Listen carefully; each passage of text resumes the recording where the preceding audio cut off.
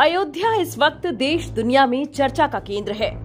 ये वो समय है जब न सिर्फ राम की नगरी को कई बदलावों से गुजरना पड़ रहा है, बल्कि इतिहास के भी अनेक पन्ने पलटकर उसे नए सिरे से लिखने की कोशिश की जा रही है। इस पूरे घटनाक्रम के केंद्र में है राम मंदिर और उससे जुड़ा आंदोलन। सबसे ताजा घटनाक्रम है इसके निर्माण और इसको लेकर श्रेय लेने की होड़। अब राम मंदिर हकीकत बन चुका है, लेकिन अतीत के पन्ने इस बात की चुगली कर रहे हैं कि इसका आंदोलन अनेक कहानियों, किस्सों, बयानों और दंगों से पटा पड़ा है। कभी इस मंदिर आंदोलन के हीरो रहे, अब हाशिए पर हैं, तो कभी इस आंदोलन से लोहा लेने वाले अब नेपथ्य में हैं। हम ऐसे ही एक सीरीज के साथ हाजिर हैं जिसमें उन किस्सों, कहानियों और तथ्यों की जानकारी दी गई है जो अब के शोर में कहीं गुमसा हो गया है। चलिए तो हम अयोध्या कांड की इस कड़ी में लाल कृष्ण आडवाणी से जुड़ा पूरा सच बताते हैं। दरअसल अयोध्या कांड में लाल कृष्ण आडवाणी की एंट्री 1988 में हुई थी। आडवाणी उस वक्त दूसरी बार भारतीय जनता पार्टी के राष्ट्रीय अध्यक्ष चुने गए थे। आडवाणी की एंट्री होते ही राम मंदिर का आंदोलन राजनीतिक रंग में रंग गया। बीजेपी आंदोलन का अगुवा बन गई और पार्टी के बड़े बड़े नेता इसको लेकर रणनीति तैयार करने लगे। 1989 के लोकसभा चुनाव ने राम मंदिर आंदोलन की धार को और तेज कर दिया। 1989 के लोकसभा चुनाव ने राम मंदिर आंदोलन की धार को और तेज कर दिया। दो मुख्य वजहें थीं। पहला, राजीव गांधी के नेतृत्व वाली कांग्रेस केंद्र में सरकार नहीं बना पाई, और दूसरा, 1984 के मुकाबले बीजेपी के परफॉर्मेंस में सुधार हुआ। आडवाणी ने मौके को भुनाने में देरी नहीं की। 1990 में उन्होंने सोमनाथ से अयोध्या तक कार सेवा करने का ऐलान कर दिया। कार सेवा का मतलब था मस्जिद हटाकर मंदिर का निर्माण करना। वर्ष 1990 में लाल कृष्ण आडवाणी की रथ यात्रा सोमनाथ से चली। यह यात्रा बिहार के धनबाद पहुंची थी। उस वक्त लालू यादव के नेतृत्व में जनता पार्टी की सरकार थी। लालू यादव ने बिहार में आडवाणी को गिरफ्तार करने का प्लान बनाया था। अपनी जीवनी गोपालगंज टू रायसीना में लालू यादव लिखते हैं, धनबाद में ही मैंने आडवाणी को गिरफ्तार करने का प्लान बनाया। इसके लिए हमने धनबाद के अफसरों को बता दिया। हमारी प्लानिंग धनबाद में आडवाणी को गिरफ्तार कर कोलकाता ले जाने की थी। लालू आगे लिखते हैं, मैंने रोहतास के तत्कालीन जिला अधिकारी मनोज श्रीवास्तव को पूरी योजना को अमलेजामा पहनाने की जिम्मेदारी सौंपी। श्रीवास्तव रेलवे अधिकारियों को कॉन्फिडेंस में ले भी लिए थे, लेकिन यह प्लान धनबाद में लीक हो गई। लालू यादव के मुताबिक गिरफ्तारी की योजना लीक होने के बाद मैंने पूरे मसले पर चुप्पी साध ली। इस बीच आडवाणी की यात्रा पटना पहुंच गई। मैंने तय किया कि इस बार गिरफ्तारी में चूक नहीं होगी। मैंने तुरंत दुमका के डीएम सुधीर कुमार को फोन मिलाया और उसे मसानजोर के गेस्ट हाउस को तैयार रखने के लिए कहा। यह गेस्ट हाउस काफी बाहरी एरिया में था। लालू अपनी जीवनी में लिखते हैं, मैं गिरफ्तारी की तैयारी कर रहा था तो दूसरी ओर आडवाणी की यात्रा समस्तीपुर पहुंच गई। मैंने तुरंत पुलिस अधीक्षक आरके सिंह और डीआईजी रामेश्वर उरांव को अपने आवास बुलाया। दोनों को गिरफ्तारी का प्लान समझाया।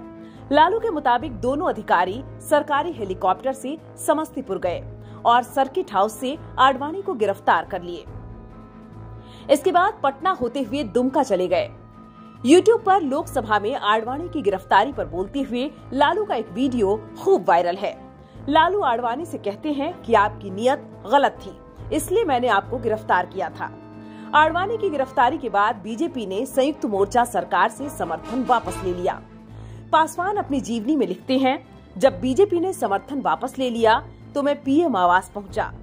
वीपी सिंह से हमने इस्तीफा देने के लिए कहा तो उन्होंने इससे इनकार कर दिया।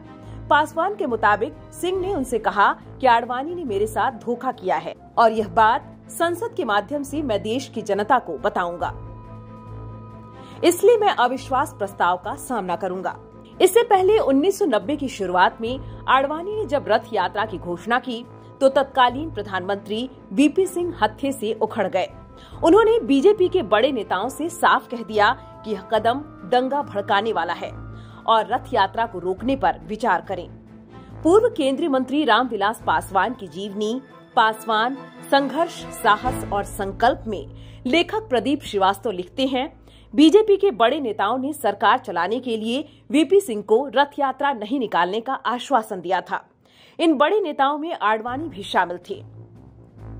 पासवान कहते हैं, जैसे ही मंडल आयोग की रिपोर्ट लागू करने की बात हुई, बीजेपी ने रथ यात्रा पर काम शुरू कर दिया। सितंबर 1990 में भोपाल के एक कार्यक्रम में आडवाणी ने वीपी सिंह को खुली चुनौती दी। इंडिया टुडे में छपी उस वक्त की एक रिपोर्ट के मुताबिक आडवाणी ने भोपाल की रैली में कहा कि वीपी सिंह बीजेपी को हल्के में नहीं ले सकते हैं। बहरहाल 5 दिसंबर 1992 को अयोध्या में विनय कटियार के निजी आवास पर लालकृष्ण आडवाणी की अध्यक्षता में एक सीक्रेट मीटिंग हुई। इस बैठक में बाबरी मस्जिद गिराने पर सहमति बनी। बाबरी विध्वंस की जांच के लिए गठित सीबीआई की चार्जशीट के मुताबिक सीक्रेट मीटिंग के बाद सभी नेताओं ने मोर्चे संभाल लिए और अपने अपने काम में जुट गए।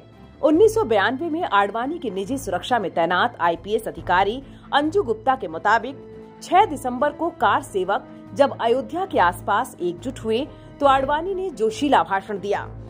आडवाणी ने अपने भाषण में कहा कि जहां मंदिर था वहीं बनेगा। गुप्ता के मुताबिक आडवाणी के भाषण के दौरान मंच पर उमा भारती, विनय कटियार भी मौजूद थे। आडवाणी के भाषण के तुरंत बाद कार सेवकों ने मस्जिद पर चढ़ाई कर दी। 6 दिसंबर को दोपहर 12 बजते बजते कार सेवक मस्जिद के गुंबद पर चढ़ गए और उसे गिरा दिया। दिलचस्प बात है कि जिस मंदिर को गिराने के लिए आडवाणी ने कार सेवा की थी, उसी मस्जिद के गिरने के बाद उन्होंने दुख जताया। पहले एक इंटरव्यू और बाद में एक कार्यक्रम में उन्होंने कहा कि मस्जिद गिरना उनके जीवन का सबसे काला दिन था। आडवाणी ने बाबरी विध्वंस की नैतिक जिम्मेदारी लेते हुए उस वक्त नेता प्रतिपक्ष के पद से इस्तीफा देने की पेशकश की थी। यह वाकया बाबरी विध्वंस से कुछ वक्त पहले की है। दरअसल 6 दिसंबर 1992 को अयोध्या पहुंचे कार सेवकों की भीड़ को पुलिस ने कार सेवकपुरम के पास रोक दिया था। इधर ढांचे से 150 मीटर की दूरी पर बड़े नेताओं की मीटिंग चल रही थी। इंडिया टुडे में छपी उस वक्त की एक रिपोर्ट के मुताबिक आडवाणी समेत कई लोग कार सेवा को प्रतीकात्मक रखना चाहते थे। इसको लेकर आडवाणी और अयोध्या के तत्कालीन एसपी डीबी रॉय के बीच बातचीत भी चल रही थी। कार सेवकों को जैसे ही इस बात की सूचना दी गई, वैसे ही सभी लोग भड़क गए। कार सेवकों ने आंदोलन के शीर्ष नेतृत्व के खिलाफ ही बिगुल फूंक दिया। स्थिति बिगड़ता देख सभी बड़े नेता बैकफुट पर आ गए। कार सेवकों ने किसी भी नेता की बात नहीं सुनने की घोषणा कर दी। कार सेवकों को मनाने का जिम्मा विनय कटियार को दिया गया। हालांकि कटियार भी असफल रहे। रिपोर्ट के मुताबिक मस्जिद के गुंबद पर जब कार सेवक चढ़ गए तो आडवाणी ने सभी कार सेवकों से कार सेवा बंद करने की अपील की, लेकिन कार सेवकों पर आडवाणी की इस अपील का कोई असर नहीं हुआ। आडवाणी ने इसके बाद उमा भारती से इसे बंद कराने के लिए कहा। हालांकि भारती भी इसे बंद कराने में नाकाम रहीं। अयोध्या में बाबरी विध्वंस के बाद आडवाणी बैकफुट पर चले गए। 1995 में इंडिया टुडे को दिए एक इंटरव्यू में आडवाणी ने कहा कि राम मंदिर का हल सरकार से ही निकलेगा, इसलिए हमारी कोशिश सरकार बनाने की है। आडवाणी के अध्यक्ष रहते भारतीय जनता पार्टी की 1996 में सरकार भी बनी, लेकिन आडवाणी प्रधानमंत्री नहीं बन पाए। इसके बाद 1998 और 1999 में एनडीए की सरकार अटल बिहारी वाजपेयी के नेतृत्व में बनी। अटल सरकार ने बाबरी विवाद को अदालत पर छोड़ दिया। 2002 में जब विश्व हिंदू परिषद और बजरंग दल के नेताओं ने अटल सरकार के इस रुख का विरोध किया, तब अरुण जेटली ने डैमेज कंट्रोल की कमान संभाली। हिंदू परिषद के कार्यकर्ताओं का कहना था कि बीजेपी अपने वादे और पालमपुर के प्रस्ताव से मुकर रही है। 2005 में पाकिस्तान में बाबरी को लेकर आडवाणी ने विवादित बयान दिए, जिसका हिंदू परिषद ने ही विरोध किया। 2009 में लिब्राहन आयोग ने बाबरी विध्वंस के लिए आडवाणी को जिम्मेदार ठहराया। इसी साल हुए लोकसभा चुनाव में बीजेपी को करारी शिकस्त मिली।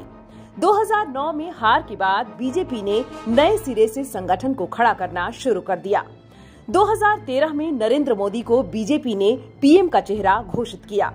मोदी की प्रधानमंत्री बनने के बाद से ही बीजेपी में आडवाणी का दौर समाप्त हो गया।